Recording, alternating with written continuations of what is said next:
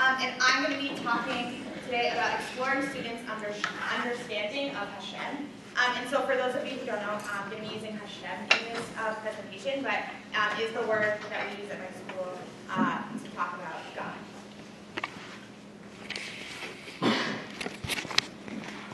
So I'm going to do a bit of framing of my research for you.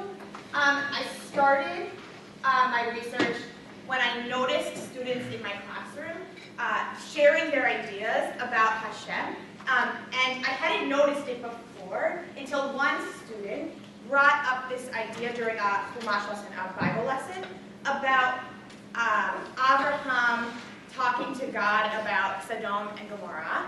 And the student said, you should never argue with God. And I was a little bit taken aback by this. I was, oh, why have I never heard this student's ideas about Hashem before? And so I formulated some research questions. How do my students write and talk about Hashem? What ideas and beliefs do my students have about Hashem? And how do students represent their ideas in drawings? So I collected, over a couple of months, some data. I videotaped lessons about connections to Hashem in both my Judaic mentor's classroom and my general studies mentor's classroom. I collected student artwork about where students talk to Hashem, and I conducted 16 one-on-one interviews with students about their thoughts on Hashem. So I'm going to talk a little bit today about those interviews. I did a bunch of analysis of the interviews and came to this idea of my findings, which are the ways that students communicate with Hashem. After looking at the interviews and the questions that came out from the interviews, I noticed this 3 different views that my students seem to have about the way that they communicate with Hashem. One was that Hashem listens, but does not speak to them. The other is Hashem listens and speaks to the student. And the third is that Hashem does not listen, but speaks to the student. So the first idea that Hashem listens, but does not speak. Many of the students who spoke about this idea made biblical references to the idea that Hashem listens when they speak, but has not spoken to them because Hashem has not spoken to anyone since biblical times. Other students made references to a long, long time ago. One student even said, Hashem has not spoken to anyone since -1 million years ago. So these students are referencing this idea that in a time that they know, Hashem has not communicated with them, but they communicate with Hashem, and many of them made reference to their communication to Hashem in prayer. And so you can see one student's ideas here. I think about Hashem in Chumash. I think that sometime he might talk to someone again, like you could actually hear, like he did to Abraham. Who do you think Hashem would talk to? I want Hashem to talk to me because then I would be in the Torah. So here you can see this student is making a biblical reference, that Hashem has not spoken to anyone since the Torah, and that this idea that when Hashem speaks, that would also put someone in that kind of category of that Torah. So the next idea was that Hashem listens to me and speaks to me. And these students both made reference to the idea that Hashem is communicating with them, and they communicate with Hashem when they're alone. And so something I read in a piece of literature by a man named David Heller, he interviewed 40 students of different faith backgrounds, and then he categorized their answers based on their religion, and then also based on age. And something he spoke about when he was looking at students who are from 7 to 9, which is where my students fall, was that students in this age range begin to understand that there are times when they are alone without their parents, when they are alone at school, at home. It's a time when they move into more of an independent role in their lives than when they were younger. And so it's a time when they feel they need to reach out, and many of them look to this idea of deity or to Hashem. In the case of Jewish students, And so both of these students refer to that idea of that Hashem, the communication with Hashem happens when they're alone.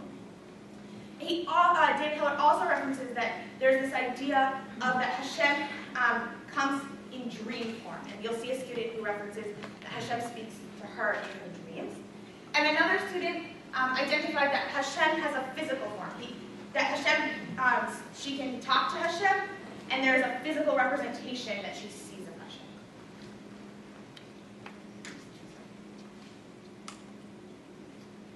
I feel like he is listening to me. I can feel Hashem. It feels good in my heart. Is Hashem speaking to you? I think so. He is like telling me how great I am. Hashem talks to me in shul, and when I am sitting by myself, or when I am swimming by myself on the swings. So here you can see that student references the idea that there's communication happening with Hashem when she is alone. I see Hashem. I see Hashem's mouth talking. It's like Hashem's big open mouth talking. It looks sort of like he forgot to brush his teeth. What does Hashem say? He tells me how I should behave and how I should act. So here again, this student is sitting by herself outside, and Hashem appears to her as this figure that she meets. So this third category is that Hashem listens, but does not. Hashem does not listen, but speaks to this student. And so in this interview, I was speaking with this student, and he was sharing with me his idea that Hashem is connected to him in nature.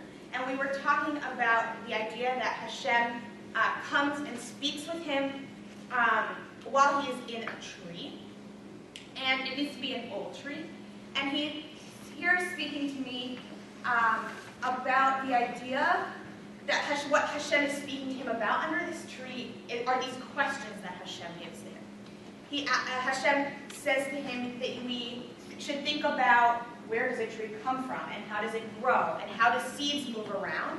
And this student is just hears these questions and feels that Hashem is inspiring him to think about these things.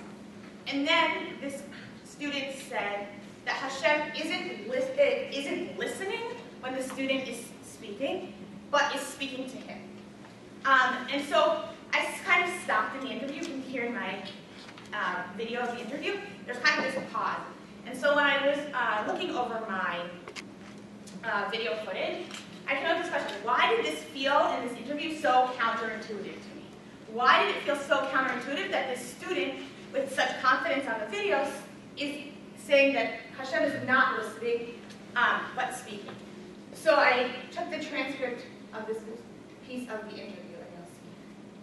If Hashem is talking back to you, does that mean Hashem is also listening? No. How can someone talk back to you, but not be listening to you? Talk to someone else when they're talking to you, because people are praying all over the world. Are you saying that when you're talking, Hashem is busy listening to someone else? Mm-hmm. Are you okay with that? Yes. So here I noticed that my language with the student changed. And instead of asking the student to kind of tell me more, I started to ask the student many more questions, these probing kind of deeper questions, to try and understand this thinking, because it felt so counterintuitive to me in the interview. But this student says that Hashem's talking to, that someone can talk to someone else and also be listening, and not be listening, but also speaking. And it was really something that I really wanted to unpack more and try to understand, that this line, talk to someone else when they're talking to you, because people are praying all over the world. And so this student seemed to have a very clear understanding of what was going on with his communication with Hashem. And even though it seemed counterintuitive to me, I decided to accept what that student was thinking and see it as his view.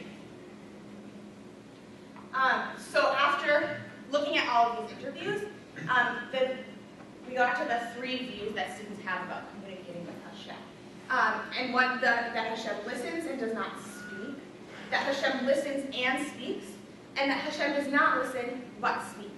And so each of these are unique and different views that the students had about their different ways that they communicate with Hashem.